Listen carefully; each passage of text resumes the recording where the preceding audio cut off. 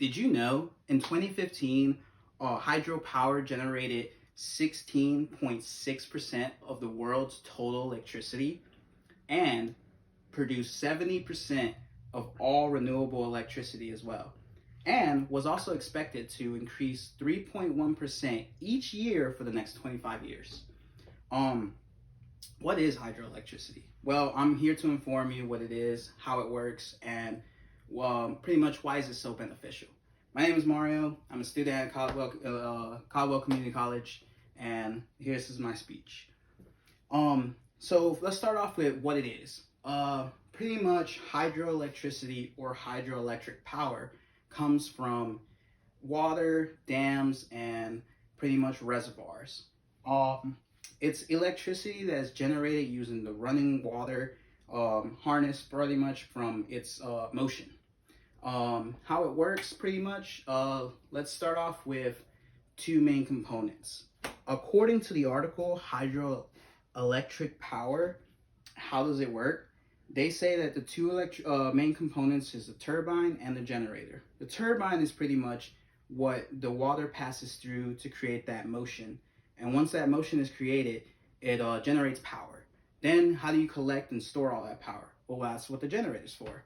The generator pretty much stores all that power, collects it, and then if it gets too full, it'll start sending the power out to where it's needed. Most of the time, it never gets filled up because we're always using power.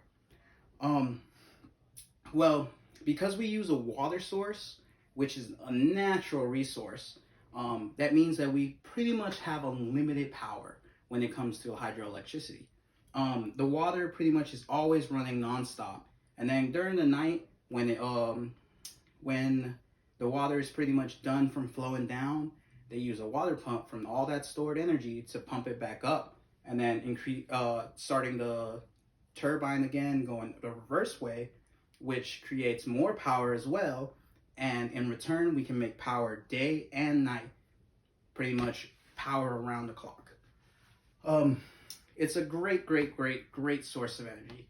Why is it so beneficial, you probably are asking? Well, it's very beneficial because it's a clean energy source. With clean energy is what we pretty much need now and for the future. Fossil fuels are becoming more of a liability. They're very toxic to our environment, and they pretty much are just not reliable. While as a river or water resource, hydroelectricity, it's always running nonstop, keep on going. Because of many conflicts and problems that we have because of fossil fuels, it's perfect if we pretty much continue looking for alternative fuels and sources. Hydroelectricity is really good source of alternative energy.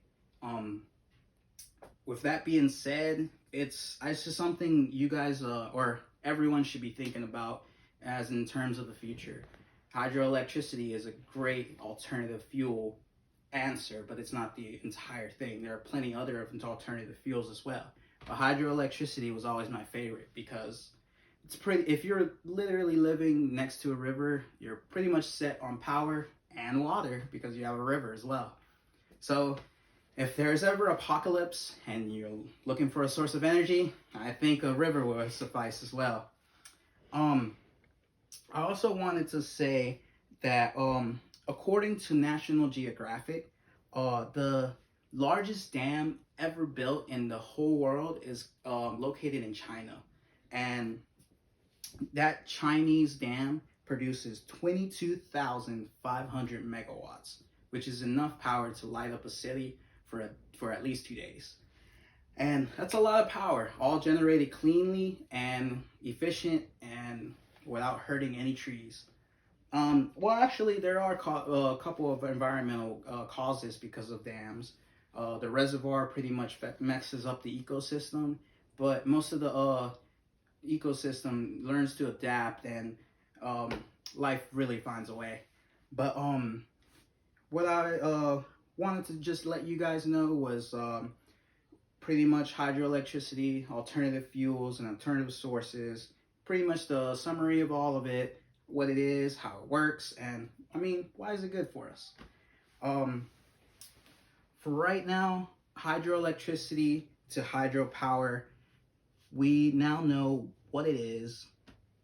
It can help us a lot really well. But I wanted to end off this speech with another statistic that I got from the Water Science School.